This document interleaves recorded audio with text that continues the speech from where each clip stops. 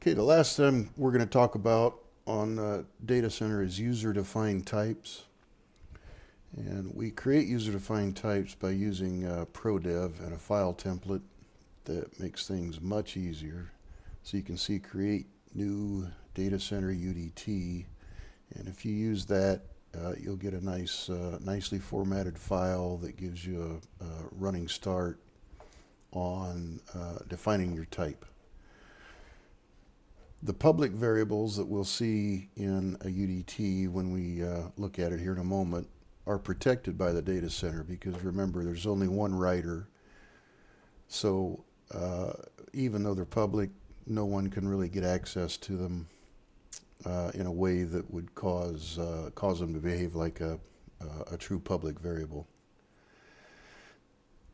In the UDT, we need to implement the operator methods, and when we do that, we do it in the context of the data center event callbacks and how you want it to behave, how you want your user-defined type to behave. If you figure an on change means that we're going to do a if not equal or if is equal.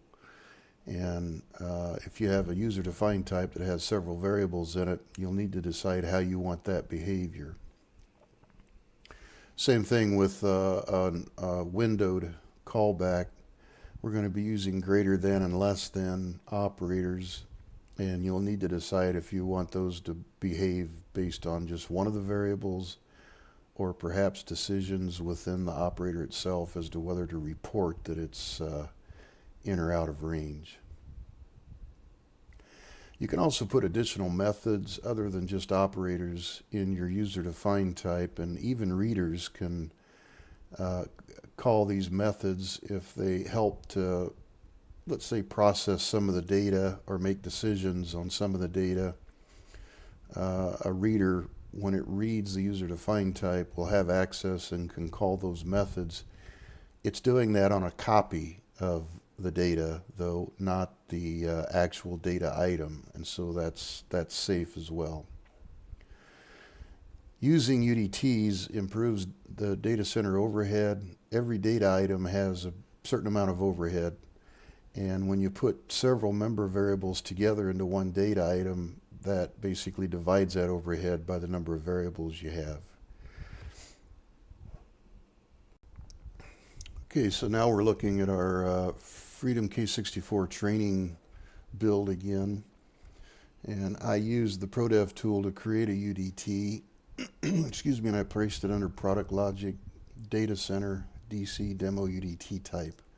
And here's what it looks like.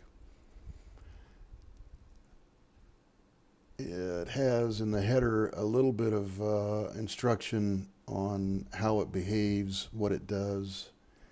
We do have a UDT contract in the data center that defines how this needs to be implemented in order to be able to be used by the data center. We've got a size of the structure, so whatever you have for variables in here, you need to be sure to tally those up so that we've got the size of the structure. And this is this is a packed structure size, meaning that no padding, it's whatever the raw byte count is of the data that you have in here. As far as the variables, see that we're in the public space. That way the variables are accessible right through the read and write interfaces. These, by the way, what I'm showing in here, and this is what comes in the template, are just examples, but these happen to be standard data types.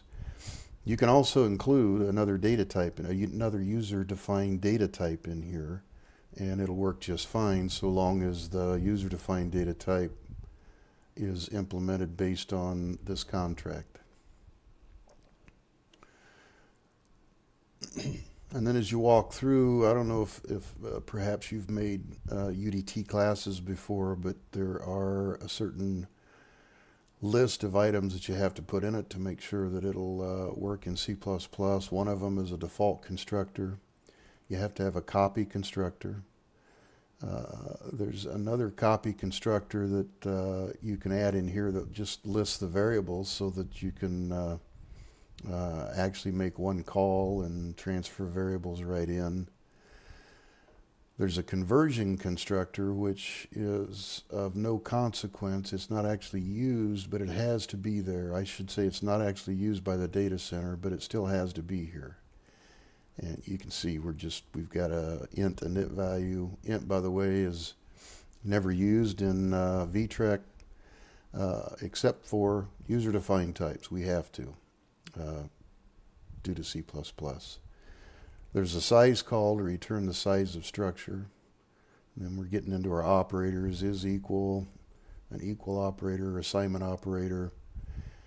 And excuse me, these two are serialize and deserialize operators. Uses the double greater than, double less than signs. And this is for serialization. So if you're going to pack this data to transport it across a serial bus or to put it in a file, and you want to make sure that we get rid of all the all of the space bytes and so forth that may be in here, we serialize it in order to prepare it for transfer. So in the serializer, we're bringing in a utility byte array and adding our data to that byte array. If you had another user-defined type, a subordinate UDT in this UDT, you would simply call its serialize operator to have it load its data in the same byte array. And then deserializing is just the reverse of what serializing does. Here's where you might have to make some decisions. It all depends on how you're trying to use your user-defined type. But a not equal operator, for example, in this case is just returning the not of an is equal operator. So that's going to basically run this operator method and then complement its return value. But you may want to do some trickery. So if you've got one particular variable that you want to use in the list of member variables to determine whether or not we're equal or not equal, less than or greater than, you can do that as well. So in this case, in some cases, you'll just want to return true or false in these operators based on how you want the data center to handle it. So if you've got a UDT and it's really not suitable to use an on-window event, then you may just return false every time for these operators so that it's not supporting an on-window event.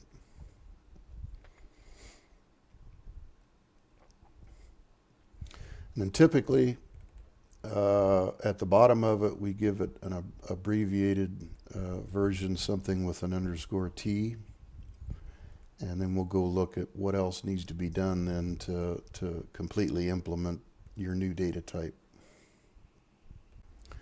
All right, so now I want to direct your attention to a file that's in Product Logic, Config Files, under DC, and it's called UserDefined Types. So in order to add a new user-defined type, you'll want to go into this file and add an include to your .h file that you just created. And then you'll need to add it to this area if it's not an array. If it is an array, or what we call a variable length data item, you'll need to add it to this list. And in this list, we're actually defining the size of it as part of the list. So if it's an array, if it's a UDT that has an array in it, this is how the array allocation, the length of the array, is defined at runtime, so that when the UDT is instantiated, the code that you have in there can allocate that number of elements for the array. So in this case, we don't have an array. It goes up here. We've given it a DC data type name, demo UDT, and that makes it part of the data center, and it's ready to be used. Okay, we're back into the DC demo source files now, the H and CPP, and you may recall before I said that we'll look at the UDT later, so now it's time. We have our include for that type, and we're setting up a write interface, so we're going to get a handle to a write interface, and we've used the abbreviated type to denote it. In the constructor, we also have a getWrite interface on a data item, and I'll flip over here and show how that data item was added to our data item configuration file.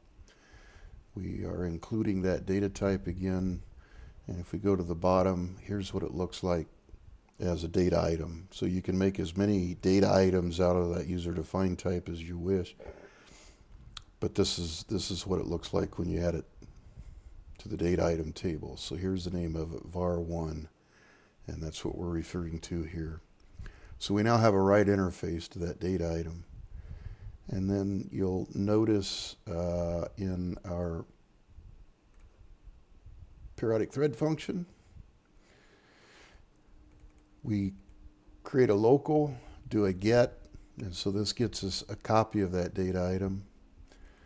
I'm incrementing var2 and then putting it back, and so now var2 in the data item has been incremented. And then down here in the onChange callback, I'm also reading it through a read DI into a local, and then printing var2 so that we can watch it count up. And so here we are in our systrace window, and we're looking at outputs from the DC demo. I'm going to pause it so that we can go look at this counter increment in our user-defined type. So as you can see in the demo thread, we're actually incrementing this on every pass, but we're only incrementing the DC counter once every 5 times through. And so what we should expect to see here is this variable counting by 5 or incrementing by 5. And if we look through our data, we see at this onChange callback it was 5005. The next time we find an onChange callback, it's 5010. And as we roll through here, 5015, 5020, etc. So you can see that it's being incremented and counting up, and that the UDT is working as we expect. Okay, that pretty well covers user-defined types, and that gets us to the end finally of this chapter. The next chapter is chapter G, which is services, and we'll see you there.